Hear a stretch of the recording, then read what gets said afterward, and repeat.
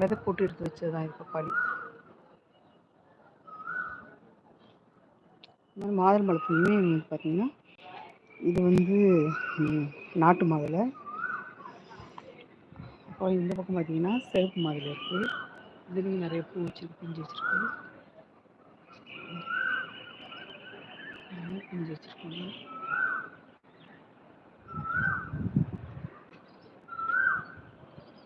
இதுக்குமே அந்த மாதிரி கவர் போட்டுருங்க கொஞ்சம் பெருசானது, இல்லைன்னா அணில் வந்து ஒன்று கூட விடாது, எல்லாத்தையும் சாப்பிடுவோம். இங்கெல்லாம் பிஞ்சு வச்சுருக்கோம். எல்லாமே நான் விதையிலேருந்து எடுத்து வச்சு வளர்த்தது தான், எதுவுமே கடையில் வாங்கலை. இந்த மாதுளம்பழம், இந்த பப்பாளி இதெல்லாம் விதை போட்டு எடுத்து வச்சது தான்.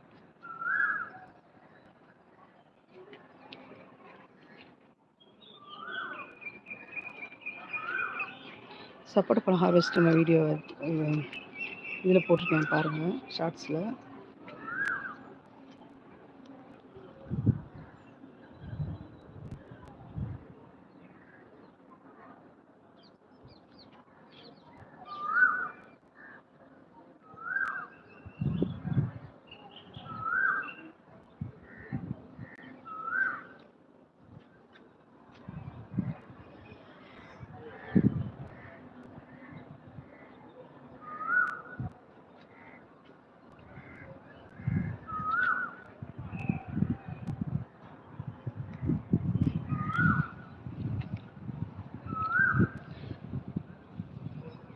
இது வந்து பார்த்திங்கன்னா இது லெமன் கிராஸ் டீ போட்டு சாப்பிடலாம், டீ போட்டு குடிக்கலாம், ப்ளெயின் டீ போடலாம், பால் டீலையும் போடலாம், நல்லாயிருக்கும். இதில் நிறைய நோய் எதிர்ப்பு சக்தி இருக்குது. டெய்லி வந்து கொஞ்சமாக எடுத்து போட்டு நம்ம டீ போட்டு குடிக்கலாம். காலையிலையும் போடலாம், வெறும் டீலையும் போடலாம். அந்த மாதிரி ப்ளெயின் டீயில் போட்டு குடித்தோம்னா ரொம்ப நல்லது.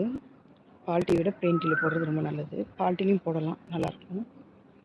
ஏலக்காய், இஞ்சி அதெல்லாம் போட்டு நம்ம அந்த மாதிரி லெமன் கிராஸ் போட்டு டீ போடலாம்.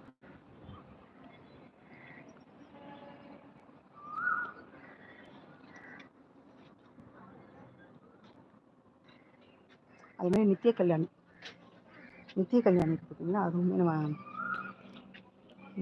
இந்த நித்திய கல்யாணி பூ, அப்புறம் இந்த ஒயிட் கலர் நித்திய கல்யாணி இதெல்லாமே நம்ம வந்து காலையில் கொஞ்சம் பூ, ஒரு 5 பூ, ஒரு 10 இலையை போட்டு ப்ளெயின் டீ போட்டு குடிக்கலாம். டீ மாதிரி நல்லா கொதிக்க வச்சு குடிக்கலாம். இதுவுமே பார்த்திங்கன்னா சுகருக்கும் நல்லது, கேன்சரும் வரது வந்து தடுக்குன்னு சொல்கிறாங்க. அதனால் டெய்லி ஏதாவது ஒரு பூ இந்த மாதிரி நித்திய கல்யாணி, அப்புறம் இந்த செம்பருத்தி ஒரு 4 பூ டீ போட்டு குடிக்கலாம்.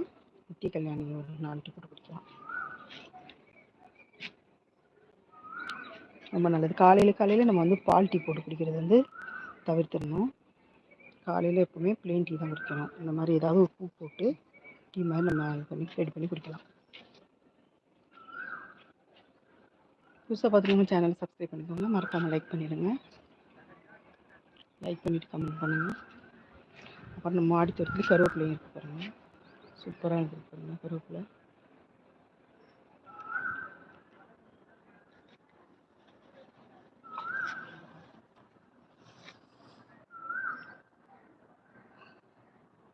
அப்புறம் மல்பெரி இருக்குது, மல்பெரி பழமும் இருக்குது, நல்லா காய்ச்சிருச்சு, நல்லா பழுக்கிற ஸ்டேஜில் இருக்கலாம்.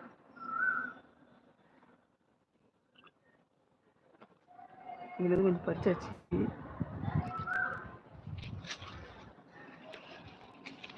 இன்னும் நல்ல பழுத்திருக்கு, சாப்பிடலாம், நல்லா இருக்கும்.